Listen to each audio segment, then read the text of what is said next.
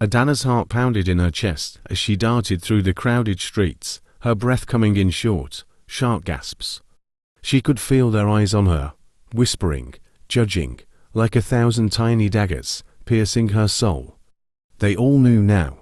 The secret she had kept hidden for so long was out, and there was no turning back. Adana was different. She had always known that. From a young age, she realized that her body wasn't like the other girls, but her parents chose to keep it a secret, hoping she would somehow grow out of it. They didn't know what to do, so they did nothing, praying that, if they never spoke of it, it would simply go away. But the secret didn't go away. As Adana grew older, it became more difficult to hide. Her parents avoided taking her to doctors, fearing what they might say, and Adana learned to stay quiet, to live in the shadows of her own life. But secrets like this one have a way of coming out, no matter how deeply they are buried. The day that changed everything began with a routine visit to the hospital, one that her parents insisted was unnecessary, but Adana had fallen ill, and there was no other choice. During the examination, the doctor noticed something unusual and requested more tests. Adana's heart sank. She knew what they would find. She had spent years dreading this moment, and now it was here. When the results came back, Adana's worst fears were confirmed. The doctor explained her condition. She was intersex, born with both male and female organs. The doctor's tone was clinical, but Adana could see the pity in her eyes. Her parents were called in, and as the doctor spoke, Adana's mother's face drained of color. The truth they had ignored for so long was now laid bare, and there was no hiding from it. Her father's reaction was immediate and harsh. He refused to accept it, refused to believe that his daughter was anything other than what he had always told himself she was. "You must leave," he said coldly, his voice trembling with anger and fear. "If people find out, they'll think we're cursed.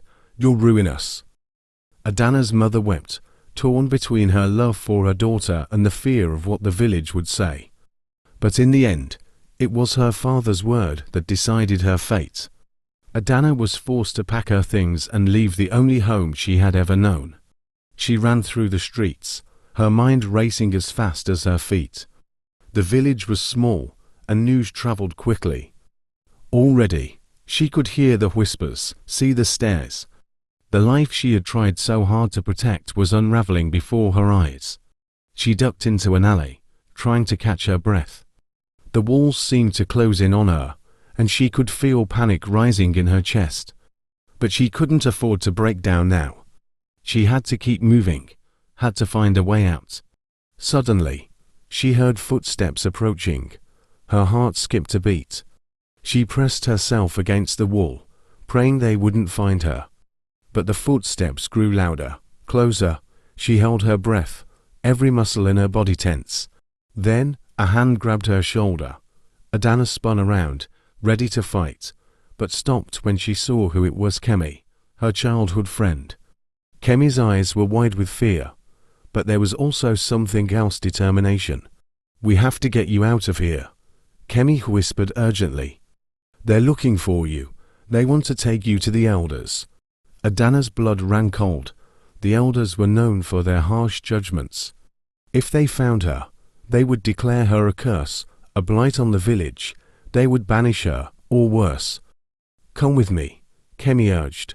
"I know a place where you can hide."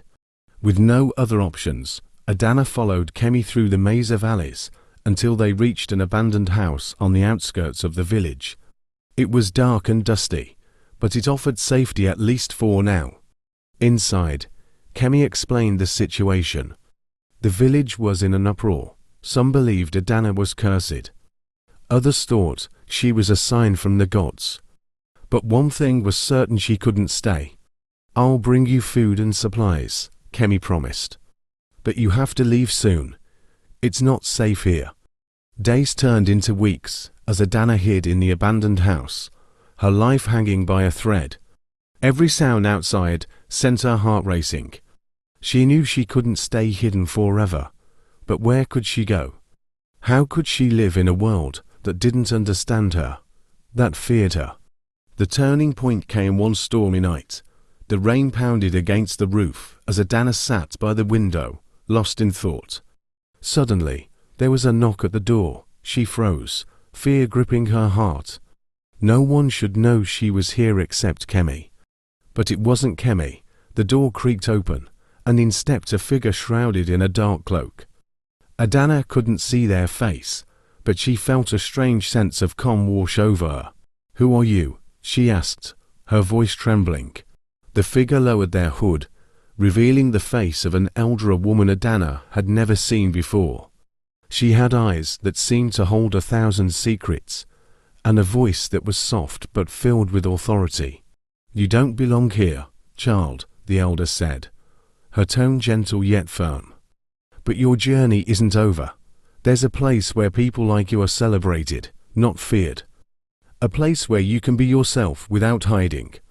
Adana's heart leapt with hope. Could it be true? Was there really a place where she could belong? "But you must leave tonight," the elder continued. "The village won't understand, and they will come for you soon. I will guide you to the border, but from there, you must go on alone." Adana didn't hesitate. She gathered her few belongings and followed the elder into the night. The rain soaked through her clothes, but she didn't care. For the first time in weeks, she felt a glimmer of hope. As they reached the edge of the village, the elder stopped. "This is where I leave you," she said. "Follow the river north, and you will find a city where no one will judge you. But remember this, your strength lies in your difference. Embrace it, and you will find your way." With that, the elder disappeared into the darkness, leaving Adana alone at the edge of the world she had always known. She looked back one last time, then turned and walked toward the river, her heart filled with both fear and determination. Adana followed the river as the elder instructed and eventually found the city where she could live freely. There, she met others like her and began to build a new life. Though the journey was difficult, she learned that her true strength lay in accepting herself. Over time, Adana became an advocate for others born like her, helping them find their own paths and teaching the world that differences should be embraced and not feared. The moral lesson of this story, that embracing and accepting one's unique identity is a source of true strength. Despite facing fear and rejection, staying true to oneself and seeking understanding can lead to a fulfilling and empowering life.